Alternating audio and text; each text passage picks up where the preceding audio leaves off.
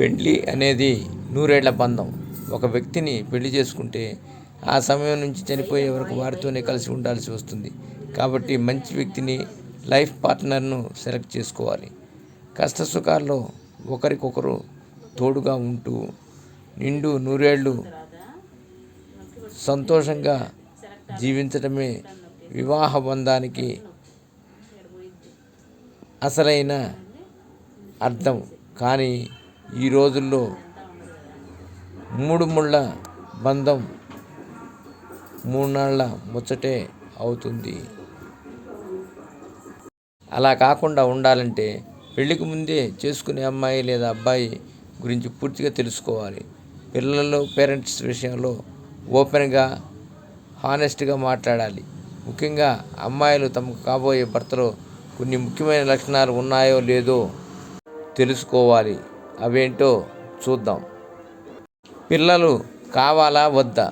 పెళ్ళైన కొంత సమయానికి పిల్లల్ని కనాలని చాలామంది మహిళలు అనుకుంటారు.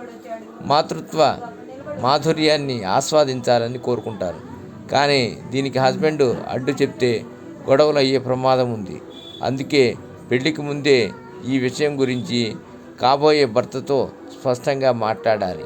పిల్లలను ఎప్పుడు కనాలి, ఎలా పెంచాలి, సొంతంగా పిల్లలు కనలేకపోతే సరోగసి లేదా దత్తత ద్వారా పిల్లలను దత్తత తీసుకోవచ్చా వంటి విషయాల గురించి కూడా ముందుగానే మాట్లాడుకోవటం మంచిది.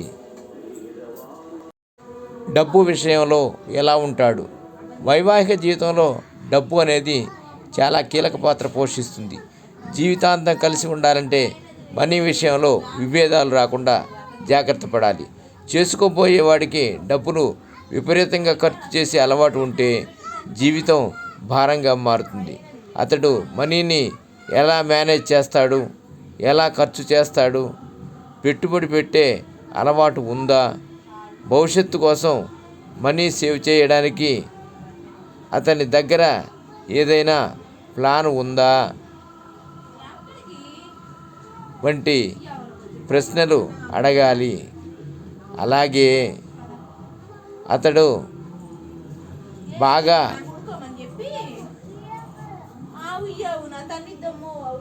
సంపాదించగలడో లేదో తెలుసుకోవాలి. పార్ట్నర్గా ఎలా ఉండాలనుకుంటున్నారో తెలుసుకోవాలి. కొంతమంది కపుల్స్ పెళ్లికి ముందే ఒకరి గురించి ఒకరు ఎన్నో విషయాలు తెలుసుకుంటారు. కానీ పెళ్లి తర్వాత లైఫ్ ఎలా సాగించాలో డిస్కస్ చేయరు. దీనివల్ల వైవాహిక జీవితంలో విభేదాలు వస్తుంటాయి. అందుకే ముందుగా పెళ్లి జీవితంలో పార్ట్నర్గా ఎలా ఉండాలనుకుంటున్నారో తెలుసుకోవాలి.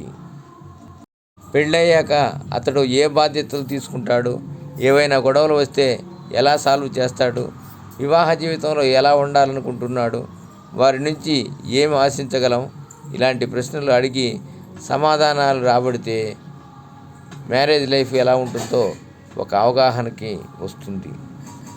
ఫ్రీ టైంలో ఏం చేస్తారు? ఇద్దరు ఒకరినొకరు ప్రేమిస్తున్నప్పుడు అతడు ఫ్రీ టైంలో ఏం చేయాలనుకుంటారో తెలుసుకోవటం మంచిది. ఎందుకంటే ప్రతి ఒక్కరికి వినోదం కోసం వేరువేరు పద్ధతులు ఉంటాయి. ఒకరికి చదువుకోవటం ఇష్టమైతే మరొకరికి సినిమాలు చూడటం ఇష్టం కావచ్చు. ఒకరికి ప్రయాణం చేయటం ఇష్టమైతే మరొకరికి ఇంట్లోనే ఉండి విశ్రాంతి తీసుకోవటం ఇష్టం కావచ్చు. ఇలాంటి విషయాలు తెలుసుకుంటే ఇద్దరు కలిసి ఫ్రీ టైం ఎలా ఎంజాయ్ చేయవచ్చో తెలుసుకోవచ్చు. అలాగే పార్ట్నర్కి ఏమి ఇష్టం లేదో తెలుసుకోవచ్చు. అమ్మాయి తల్లిదండ్రులతో కలిసిపోతాడా? ఇద్దరు పెళ్లి చేసుకున్నప్పుడు వారి జీవితాలే కాకుండా వారి కుటుంబాల జీవితాలు కూడా కొంతమేర ప్రభావితమవుతాయి. అందుకే పార్ట్నర్ తల్లిదండ్రులతో భవిష్యత్తులో ఎలా ఉండాలనుకుంటున్నారో తెలుసుకోవడం చాలా ముఖ్యం. కొంతమంది తాము చేసుకున్న అమ్మాయి తల్లిదండ్రులకు దూరంగా ఉంటారు. ఇది అమ్మాయిలకు నచ్చకపోతే గొడవలవుతాయి.